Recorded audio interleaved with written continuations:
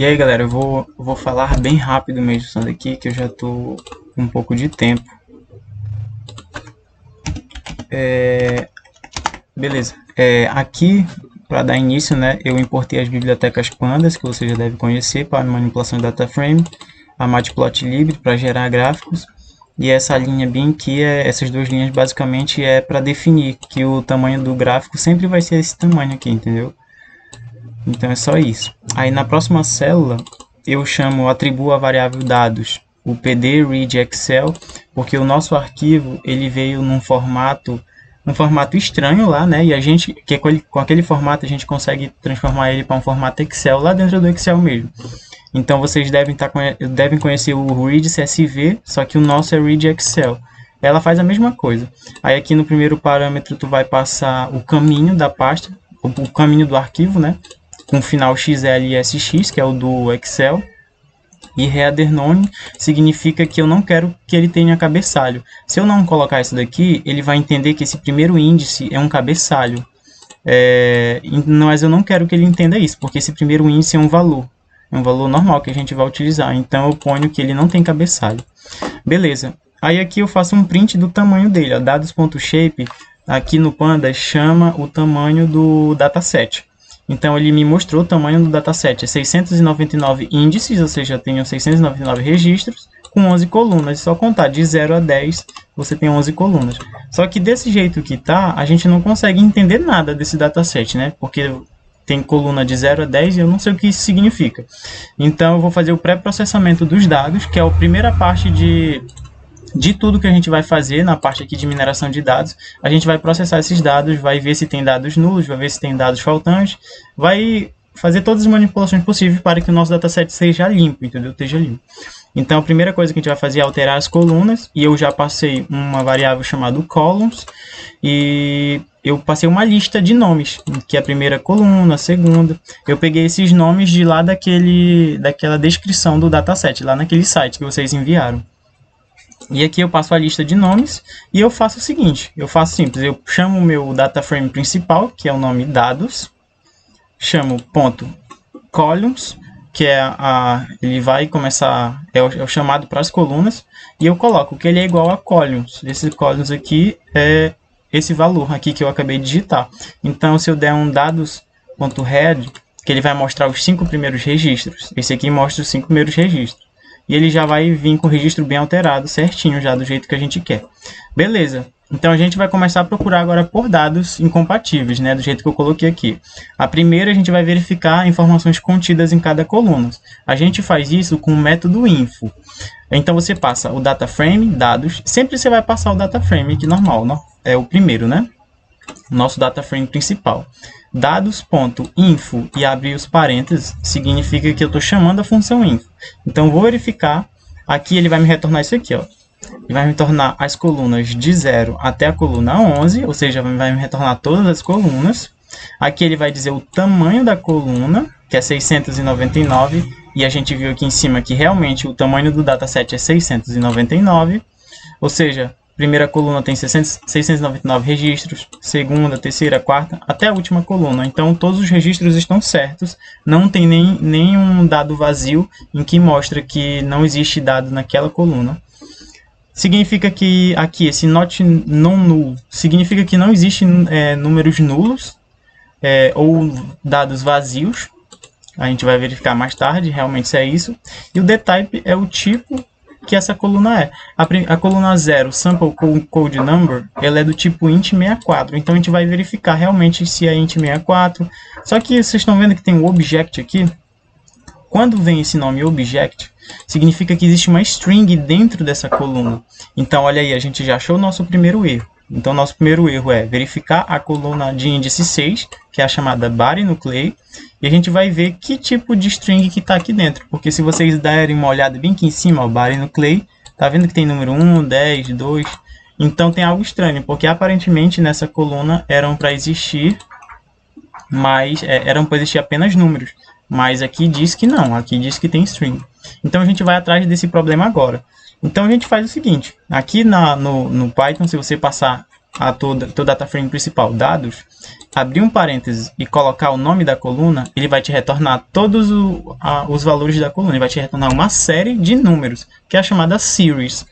E aí você vai e passa o ponto unique. O que isso significa? Se você chamar uma series e colocar unique, ele vai retornar todos os valores que existem dentro daquela série de dados. Só que podem existir 1 milhão de números 1, 10 mil números 9. Só que ele não retorna a frequência, ele retorna sim os valores únicos. Então ele me diz aqui embaixo, ele retorna um array que existe, ele fala, olha, no body nuclei, que é essa coluna, existe número 1, número 10, número 2, 4, 3, 9, 7. E olha aqui o nosso vilão, ó, olha o que a gente viu. Essa é a nossa string que está atrapalhando. Então a gente vai precisar de uma maneira tirar isso daqui ou manipular isso daqui, beleza? Então, dentro da área da ciência de dados, tem muito que se discutir sobre esses dados que estão errados.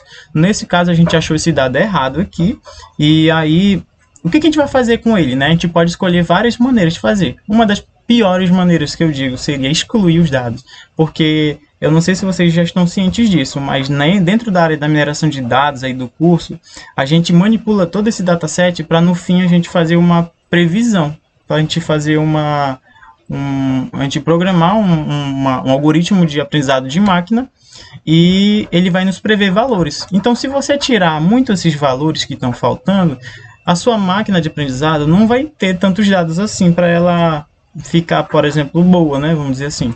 Então, a gente vai precisar manipular sem tirar esse dado, que é uma das melhores opções. Então, o método que eu escolhi foi substituir essas strings que tem aqui pela média dos números da coluna body nuclei. Ou seja, eu vou pegar a média dessa coluna aqui e tudo que tiver interrogação eu vou substituir pela média. Beleza? Então, é isso que a gente vai fazer. Então, o que vai acontecer aqui agora? A gente vai fazer o seguinte. Deve estar um pouco distante, né? Aqui, o que a gente vai fazer? Então, a gente vai fazer uma seleção, que é a chamada seleção. Quando a gente passa o nome dados, e passa a coluna body nuclei, ele tem que me retornar uma série de dados apenas dessa coluna, beleza? E agora, se eu faço isso daqui, ó, dentro de body nuclei existe alguma interrogação, ele vai me retornar uma série de booleanos. Essa série de booleanos pode existir false ou true. Como a gente viu que existe, de fato, uma interrogação dentro aqui, então com certeza aí dentro dessa série de dados deve existir um true. Tem agora uma manipulação legal que o Pandas pode fazer, é que se você colocar essa seleção, já que ela é uma booleana, dentro de um colchete, se você colocar dentro de um colchete e chamar na frente o teu próprio data frame, ou seja, eu estou chamando o meu data frame e dentro desse colchetes ele aceita uma série booleana. Se eu fizer isso, o que ele vai fazer para mim? Ele vai me retornar, calma aí, ele tem que retornar, deixa eu só fazer aqui de novo, porque ele reseta quando eu vou lá para baixo. Aqui, olha o que ele me retorna. Ele me retorna todos os índices, todos os registros que contém em body nuclei a interrogação. Ou seja, está aqui todos os registros que a gente tem que manipular. São todos esses, viu? E isso daqui que eu fiz é a chamada seleção. Só que se você tentar fazer uma média, se você vir aqui em cima e tentar fazer uma média dessa coluna aqui, ela não vai deixar, porque existem strings e não é possível dividir strings nem nada, porque não são números. Então o que a gente precisa fazer? A gente precisa achar a média, lembrando que isso aqui foi o jeito que eu escolhi para substituir esses dados, entendeu? Então para substituir esses dados eu peguei a coluna body nuclei e tirei a média dela. Só que para tirar a média dessa coluna eu preciso tirar antes todos esses valores que são interrogações aqui, todas essas strings. Então, para mim fazer isso, eu faço uma seleção novamente. Já que essa linha de código está me retornando todo mundo que tem essas strings, como é que eu faço para retornar todo mundo que não tem essas strings? Então, é isso que a gente vai fazer agora. Se lembra que lá na eletrônica, esse sinalzinho de till significa negação? Aqui no Python também funciona. Se você tá com essa linha de código aqui e fazer o seguinte, ó, colocar aqui dentro, ó, abrir um parêntese aqui para selecionar todo mundo, e na frente desse parêntese você colocar um til, ele vai retornar todo mundo que não tem aquela string. Olha só que bacana. Já que tá todo mundo que não tem aquela string, agora o que eu faço? Eu chamo, já que ele me retorna um data frame inteiro, eu chamo apenas a coluna body no clay. Aí eu abro um novo parênteses, um novo colchete, passo para dentro dele a coluna body no clay. Beleza, a coluna body no clay está aí agora. Todas as colunas sem agora, toda a coluna sem a interrogação. E agora eu posso chamar através do pandas mesmo um método min, que significa média. Então eu vou chamar a média dessa galera toda. Olha só a média disso daqui qual é. É 3,54. Aí sim, olha só que bacana. E agora foi exatamente isso que eu fiz aqui, ó, embaixo. A única diferença é que eu atribuí a ele, até colocar aqui a média. Eu atribuí a ele a uma variável. Eu vou excluir aqui, que vocês já entenderam. Então, média significou isso daqui. E agora eu vou substituir todo mundo que está ali, que está com interrogação, eu vou substituir por essa média. Como é que eu faço? Eu vou usar essa função chamada lock do pandas. Eu chamo dados.lock. Esse lock é possível, dentro dele é possível tu localizar esses números faltantes, essas strings, e é possível mudar também dentro desse próprio método. Então, lock, eu chamo dados, passo para ele a seleção de quê? De que eu quero procurar todo mundo que tem interrogação dentro desse dataset e dentro da coluna, dessa coluna body no clay. Beleza, eu fiz essa seleção e agora eu coloco um igual. Isso significa que todo mundo que tem essa string vai ser substituída por isso daqui, que no caso ainda está com valor, com nome variável antiga. Eu vou substituir pela média de tudo.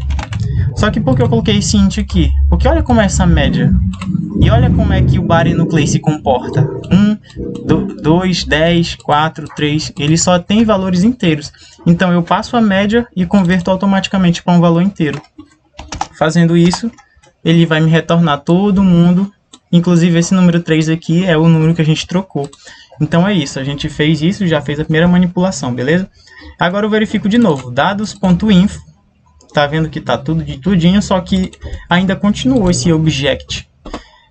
Por algum motivo que eu não sei explicar, ele continua, só que se você fizer um teste de inteiros, de float, ele vai funcionar normal, porque não existem mais nenhuma string aqui. Só que a gente precisa mudar isso, a gente vai deixar tudo bonitinho para o professor ver. Então a gente chama dados, vai chamar a coluna body no clay, essa coluna vai receber ela mesmo, e no fim da coluna você coloca .iceType int64, que isso aqui basicamente é uma conversão. Eu estou convertendo essa coluna toda para int64. Se você tentasse fazer isso sem tirar esse interrogação, não ia dar certo. Como a nossa coluna não tem mais nenhuma string, então ele converte perfeitamente. Então eu vou verificar novamente, e aqui tudo certinho. Ou seja, essa parte a gente matou. Então vamos procurar por dados nulos agora do dataset. Como é que a gente procura? A gente chama dados e chama isNull. Só para vocês entenderem, ó, dados.isNull, que significa do inglês é nulo. Se eu chamar esse daqui, olha o que ele me retorna. Ele me retorna um data frame de booleanos. Olha só que da hora. Só que a gente não consegue entender isso daqui de maneira alguma. Então a gente precisa fazer um somatório de todo mundo que é de todo mundo que é falso e todo mundo que é true. Então a gente chama a função sum, que é a soma. Então eu faço isso daqui e ele me retorna exatamente o que está aqui embaixo. Eu vou apagar. Me retorna a soma de todos os dados nulos. Como está tudo zero aqui, isso significa que não existem dados nulos nesse nosso data frame agora, mas se existissem, a gente precisaria tratar esses dados também. Como não existe, então a gente matou também essa parte. Bom, isso daqui é só para verificar a quantidade de classes que tem, para ver se tem alguma anomalia na nossa variável classe. E esse daqui são os dados duplicados. A gente conseguiu enxergar aqui no nosso dataset que existem dados duplicados. Como assim? Porque se vocês perceberem essa coluna sample code number, lá dentro da descrição, onde tem um bloco de notas dizendo o significado de cada coluna, ele diz que esse sample code number, na verdade, é um identificador de cada usuário que fez esse teste. paciente, né? Então, nada mais é do que um ID, isso daqui. Então, você concorda comigo que não podem existir IDs idênticos, porque é um identificador, é como se fosse a chave primária. Então, a gente precisa tirar todo mundo que está duplicado, todo o ID que está duplicado. Porque essas variáveis aqui não importa se elas estejam duplicadas, porque isso daqui é um parâmetro de cada paciente. Agora, o ID não pode estar duplicado. E eu passo essa função, ó. Eu chamo essa função apenas, ó, dados.duplicated. Keep false significa o seguinte, que eu vou chamar todos os meus dados que estão duplicados. Se eu não passasse esse keep false, se tivesse 5 duplicados, ele ia me retornar apenas 1 e dizer, olha, esse dado aqui está duplicado. Só que eu não te retornei ele, eu retornei só 1, só para tu saber qual é o dado. Se eu colocar esse keep false aqui, eu retorno os 5, eu retorno todo mundo. E eu fiz isso daqui, basicamente, só essa coluna aqui está basicamente fazendo isso. Está mostrando todos os dados que são duplicados, que na verdade são 16 duplicados. E eu estou ordenando eles só para a gente entender, basicamente, ó. 320675, 320675. É a mesma coisa, então a gente precisa deletar isso daqui. A gente precisa fazer uma maneira de deletar. Então, para deletar é muito simples. Você vai chamar o teu data frame dados.dropDuplicates. Isso aqui é de boa, simples. O que é esse inplaceTrue? O inplaceTrue, ele evita tu dizer assim, ó, dados vai receber dados mais 1. Ao invés de tu fazer dados recebe dados mais 1, tu pode fazer dados mais 1 inplaceTrue, que é a mesma coisa. É como se tu estivesse recebendo um novo parâmetro sem a necessidade de digitar, entendeu? Que ele vai receber ele mesmo. É basicamente isso. Se eu não colocasse esse inplaceTrue, eu teria que fazer assim, ó. Eu teria que fazer isso daqui, dados, vai receber isso daqui. Só que eu coloquei o inplaceTrue, então não precisa. O inplaceTrue já faz isso pra gente, só para vocês entenderem. Beleza, e agora eu chamo o dados.shape, que é para ver novamente o tamanho, depois de todo esse processamento que a gente fez, qual é o tamanho do meu dataset agora? Ele é 691. Olha só que ele diminuiu 8 índices. Se lembra que existiam 16 aqui, ou seja, desses 16, ele dropou apenas 8. Ele jogou fora apenas 8. Que de fato, ele não vai jogar fora os 16, senão aí eu já vou estar perdendo dado, né? E quanto mais dados iguais eu tenho, é pior para a minha máquina de aprendizado, porque ela leva mais tempo para aprender. Nesse caso aqui, ele saiu apenas 8, porque faz sentido sair 8. Agora o meu dataset está com 691 e 11 colunas. E eu chamo o dados.head, que é para me ver novamente como é que está meu dataset. Só para dar uma olhadinha mesmo. Beleza. E agora a gente vai procurar por outliers. O professor já deve ter falado o que são outliers, que na verdade são valores que estão fora do padrão. Tem um conjunto de pessoas que ganha um salário mínimo, e do nada você tem um cara ali na esquina que ganha 50 mil reais. Esse cara, ele é um outlier, porque quase ninguém ganha 50 mil reais, e ele ganha. E por ele ser um outlier, quando tu for fazer uma média disso tudo, ele vai entrar nessa média, ele vai fazer essas variáveis de estatística tenderem muito ao errado, entendeu? Se tu pegar 1 milhão de pessoas que ganham um salário e um cara que ganha 50 mil, se tu for fazer a média disso daí, vai dar uma média de, sei lá, 20 mil reais. Mas é mentira. Ninguém quase ganha 20 mil reais. Na verdade, um cara ganha acima de 20 mil, o resto ganha tudo um salário. Então, por esse motivo, os outliers são ruins. Por outro motivo, às vezes eles são muito necessários. Então, a gente vai procurar outliers por esse dataset. A gente vai procurar usando a função describe e os gráficos do Matplotlib. Então, dados.describe. Esse daqui é uma função interessante, que ele vai mostrar a quantidade de arquivos, de registros que tem em cada coluna. Olha, é coluna 0, coluna 1, coluna 2, 3, 4, enfim, até a coluna classe. Então, ele vai mostrar a quantidade, ó, 691, que é o tamanho do dataset. Todos eles têm 691. Essa primeira coluna não vale, a gente não olha para ela porque, na verdade, ela são só IDs, então ela pode ficar de fora. Beleza, então ele faz a média disso daqui, ó, a média da coluna, a média dessa coluna, faz o STD, que é o desvio padrão de todos eles, faz o valor mínimo, ó, o valor mínimo para todos eles é 1. Exceto para a classe 2, né? Para classe, que 2 significa benigno e 4 significa maligno. beleza?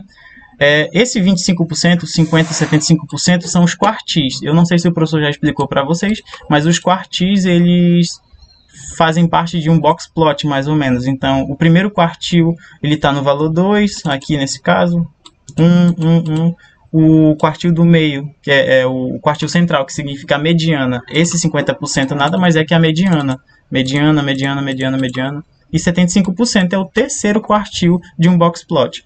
E o valor máximo que cada coluna adota. Então, o valor máximo é 10. Então, a gente percebe que não tem nenhum valor extravagante aqui, né? Todos os valores estão certinhos. Então, através dessa função, a gente consegue ver que o dataset está basicamente normalizado. Então, a gente vai visualizar o gráfico de box plot, que é o que eu estava falando agora, que também é possível encontrar outliers através dele. Aqui é uma maneira um pouco mais robusta, né, de ver, que é um pouco chatinha, dependendo da quantidade de colunas. E aqui uma maneira gráfica sempre é melhor visualizar. Então, a gente seleciona todas as colunas que a gente quer. Não estão todas as colunas aqui, eu tirei a coluna de ID, que é a primeira coluna, e tirei a coluna classe, porque ela não importa pra gente, nenhuma das duas. Chamei o DataFrame dados, passei todas essas colunas, .plot.box, significa que ele vai imprimir box plot de todas essas colunas. Então, eu fiz uma rotação de 45 graus, para esses nomes ficarem 45 graus. E aqui está o nosso box plot. Então, a gente vê que na primeira coluna, ele tem valores de 1 até 10. Todos eles têm valores de 1 até 10. E os outliers a gente consegue perceber por essas bolinhas. Estão vendo essas bolinhas? Eles são outliers. Olha só um tanto de outliers que tem na última coluna. Mitose, tá vendo? Só que é o seguinte, cara. Tu concorda comigo que se os dados estão normalizados até 10 aqui, tu concorda comigo que isso aqui é um outlier, só que só para essa coluna mitose, entendeu? Porque ocorreram poucas ocorrências do número 10, do número 9, do número 8.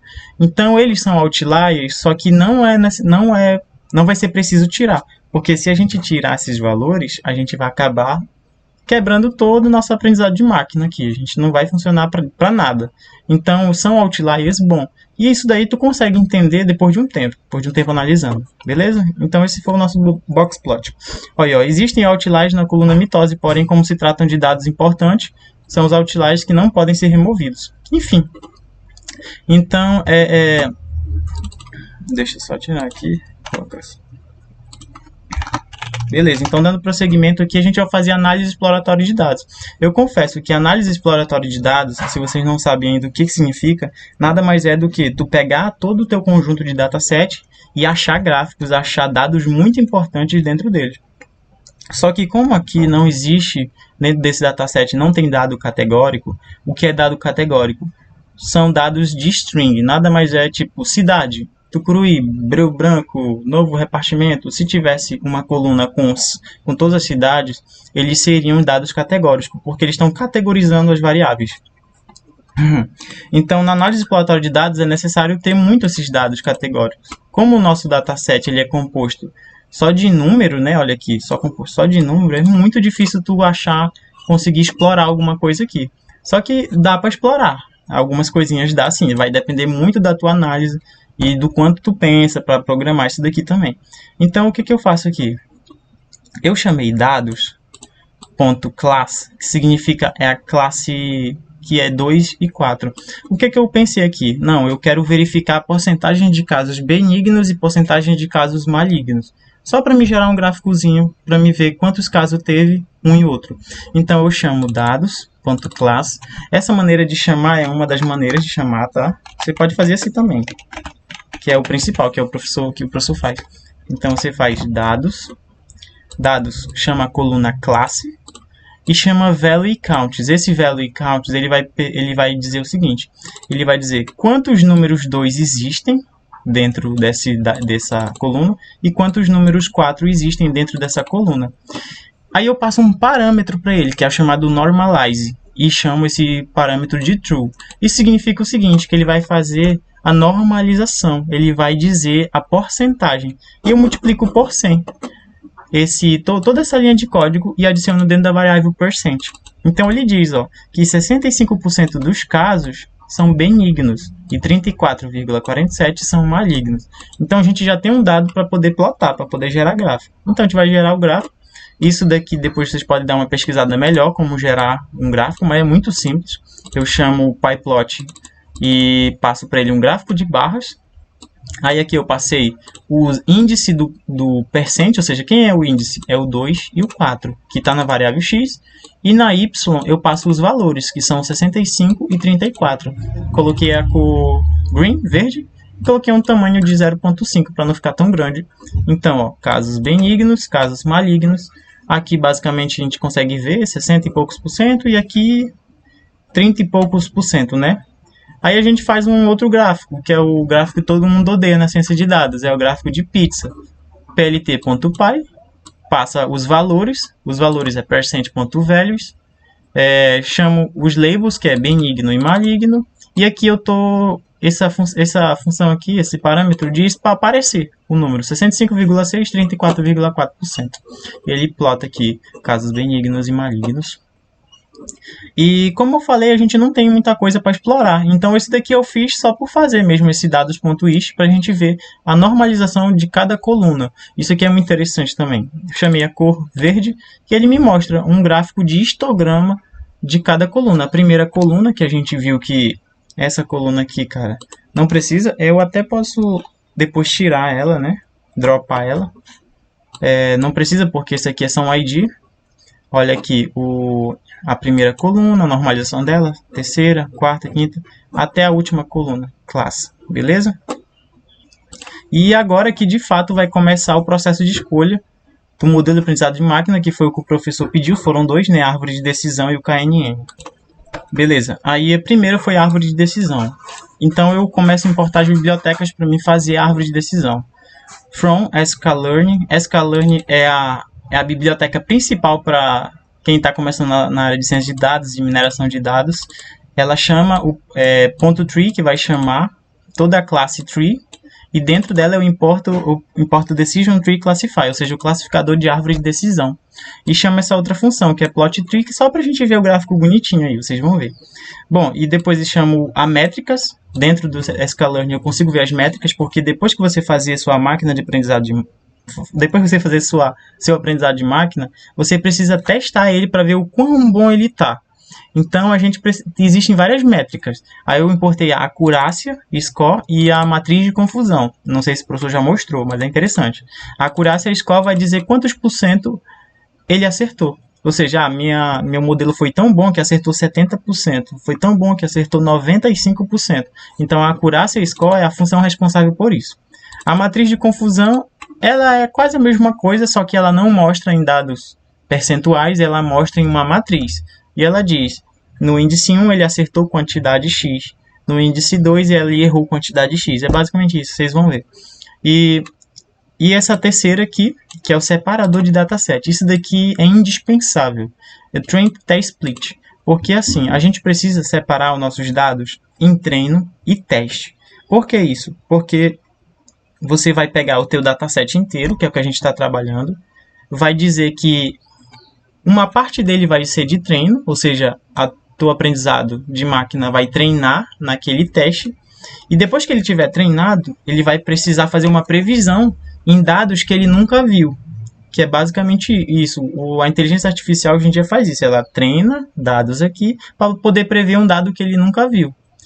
Então, a gente faz essa divisão do dataset. A gente pega uma parte do dataset e coloca para o treinamento e outra parte a gente põe para o teste. É o chamado de treino e teste. Por isso que o nome é Train Test Split.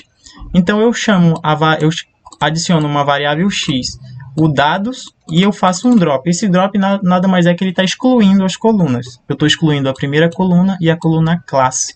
Porque o nosso objetivo aqui é adivinhar se a doença vai ser benigna ou se ela vai ser maligna, de acordo com todos os dados.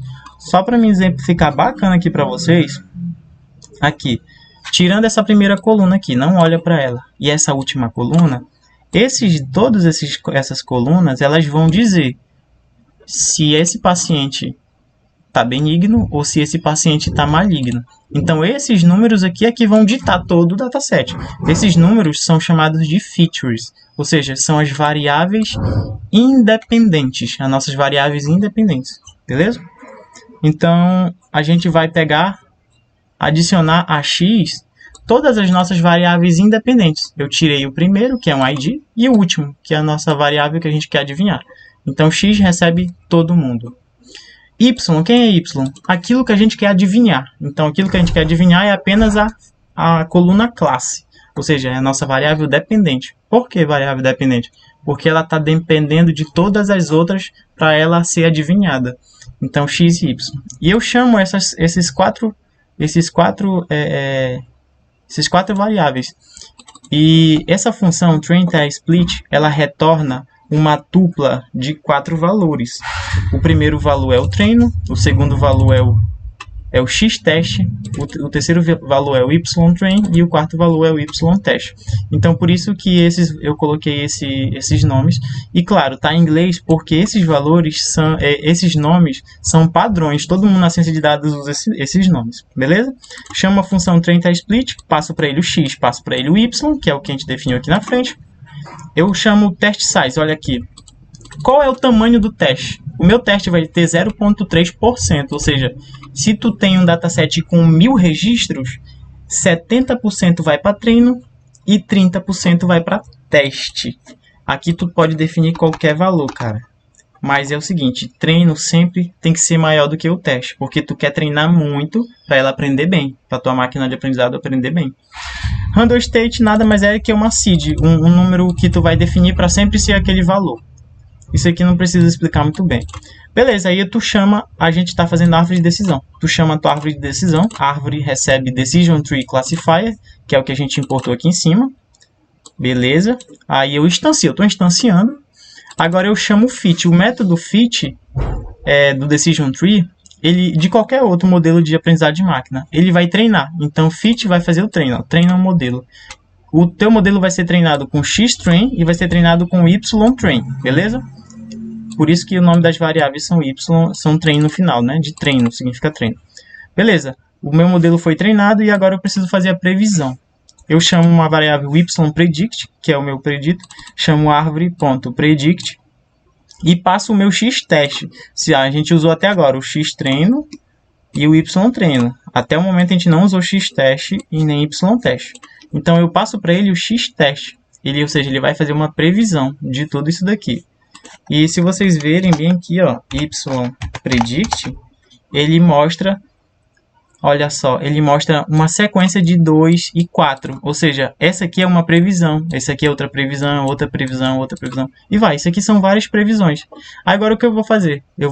Já que isso aqui é a minha previsão já da minha árvore de decisão, eu chamo uma variável chamada taxa de acerto da árvore de decisão, chamo a acurácia, score, que eu quero ver a porcentagem de acerto que ela teve, passo para ele o meu y-teste, agora eu estou usando o y-teste, viu? Passo para ele meu y-teste, que na verdade é o y verdadeiro, e passo para ele o meu y-predito, y-predict, e ele vai me dar uma taxa de acerto de 0,93. Convertendo isso a 100%, a vezes 100, a gente consegue que o modelo 1 acertou 93,27%. Ou seja, 93,27%. Isso daqui é uma coisa muito boa. Beleza. Então, aqui é a matriz de confusão, só para vocês verem. A matriz de confusão é os mesmos parâmetros. Y-teste e o Y-predito. Você passa para ele o valor verdadeiro e o valor de previsão.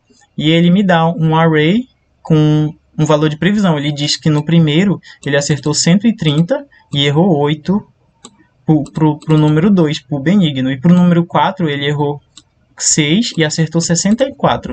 Então isso é a matriz de confusão. Ela mostra em termos matriciais, né? A taxa de acerto. E aqui, basicamente, não precisa muito vocês saberem, assim, agora, né, de momento, mas ele está plotando um gráfico de como é que está funcionando essa minha árvore de decisão. Olha só, muito interessante, ó. Ele pega um valor, o valor aqui, cara, é muito difícil de explicar isso daqui, é complicado, mas ele pega um tanto de exemplos de acordo com esse tipo Gini, que é um método, meio que um método de escolha para a árvore de decisão, e ele faz um if, na verdade, né? Se esse valor for menor ou igual a 2, ele vai para esse lado. Se for maior, vai para esse. E assim ele vai fazendo várias decisões, entendeu? É assim que ele acerta. É assim que funciona o gráfico, o modelo de aprendizado de máquina de árvore de decisão. E aqui no final ele retorna os valores. Os valores 2 ou 4. Beleza, agora vamos para o KNN, está quase acabando. KNN eu faço from, scikit-learn, neighbors, import, kneighbors classifies. E o KNN vocês já devem saber também, é o classificador por vizinhos. Então ele pega os valores vizinhos aqui, os valores vizinhos assim, e aos redores, e ele tira uma previsão de quais valores seriam. Então aqui eu faço a mesma coisa, defino xstring e xtest, e aqui eu chamo o KNN. KNN recebe o classifiers, e eu passo o nneighbors. O nneighbors é a quantidade de vizinhos que eu quero. Eu quero só 5 vizinhos. Pode colocar qualquer um vizinho, colocar 10, 12, enfim. E aqui faço a mesma coisa. knn.fit, eu estou treinando o meu classificador com ytrain com xtrain e ytrain. E aqui eu estou fazendo a previsão. knn predict xtest. Então eu faço o xtest e chamo aqui uma ypredict também. Ypredict recebe knn test. Eu atribuo essas previsões a essa variável y para a gente fazer o teste, para a gente fazer a acurácia mais tarde. Isso só mostrar aqui para vocês. Ypredict é isso daqui. Ele também retornou uma matriz com vários 2 e vários 4. E a taxa de acerto da acurácia score é o y-test, que é o y verdadeiro, vezes o y-predito. Então ele diz que a taxa de acerto do KNN foi 95%. Olha só. Então esse modelo foi melhor do que o outro. E de acordo com o que tu muda aqui, eu coloquei 12 vizinhos, né? Se eu colocar só 3 vizinhos, ele vai me dar uma taxa de acerto, ó. Deu uma taxa de acerto maior. Que incrível, né? Isso até é incrível, porque menos vizinho é menos dado, mas aparentemente deu a taxa de acerto maior, então foi bom. Então eu printo aqui a porcentagem, o modelo acertou 97,12%, ótimo. E a matriz de confusão também, só fazer aqui de novo. A matriz de confusão, número 2, ele acertou 135, errou 3, e errou 3 casos malignos e acertou 67. Isso aqui é top demais, cara. Então é isso, galera. Se tiverem dúvida, manda aí que eu vou o trabalho já, agora. Falou!